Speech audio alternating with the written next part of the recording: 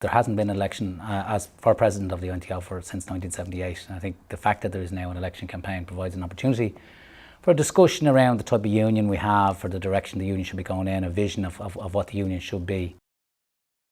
For the last number of years, there's a growing democratic deficit within the union. There's a growing gap between the leadership and the membership. And congresses year after year have been quite frustrating for a lot of delegates, where delegates find it difficult sometimes to get emergency motions on the agenda. There's been battling to get issues on the agenda.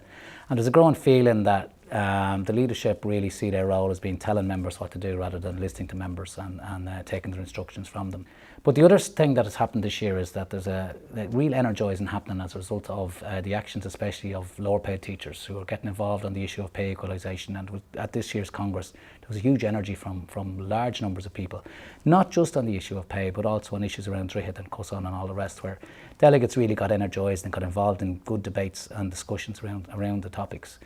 And what those debates and discussions showed, again, was that huge gap where in a lot of the votes, the members and the delegates were voting on one side and the leadership voting on the other side. And there's a huge gap where the leadership were effectively comprehensively defeated on a number of those issues. And there's something very unhealthy about an organisation that has a leadership so out of touch with the membership. I would like to see a big debate around that thing of empowerment, that thing of bringing people into action and encouraging and supporting. So as I said, just on the issue of pay, for example, there's two things that can be done. We can dampen down the enthusiasm of lower paid teachers who are getting involved in stuff and starting to fight, or we can support and encourage and sort of light a fire under that and say, let's go and let's build. And I think that would be what I'd be aiming to do, is to use a campaign to basically encourage and support and build.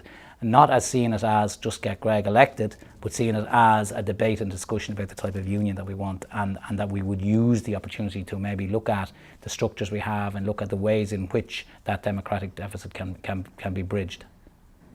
We hear people complaining about the union and why isn't the union doing this and why is the union doing that.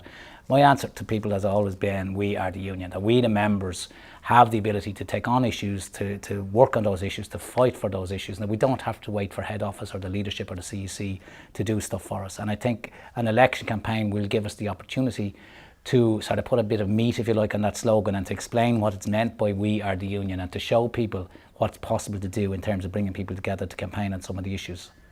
The key thing that we're heading into now is new pay talks, and the big issue there being the fact that so many members of the union are on a lower pay scale. And as I said, there's a huge energy around those pay talks, around that pay issue at the moment, and a huge energy among people who are getting involved in it.